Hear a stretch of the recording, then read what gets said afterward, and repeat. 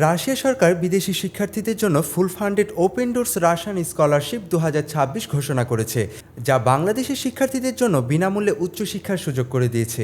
এই স্কলারশিপে নির্বাচিত হলে শিক্ষার্থীরা পাবেন সম্পূর্ণ টিউশন ফি মওকুফ, মাসিক স্টাইপেন্ড, বাসস্থান এবং আন্তর্জাতিক মানের গবেষণা ও নেটওয়ার্কিং সুবিধা।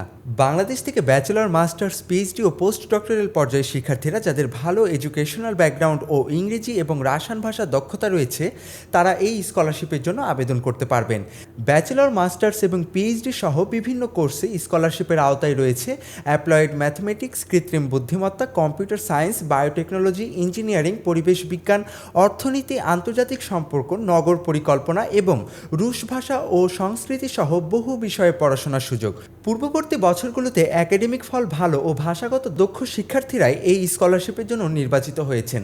আবেদনের জন্য কোর্স ও সাবজেক্ট সংশ্লিষ্ট ডিগ্রি থাকতে হবে এবং অফিসিয়াল ওয়েবসাইটে রেজিস্ট্রেশন করে প্রয়োজনীয় ডকুমেন্ট আপলোড করতে হবে।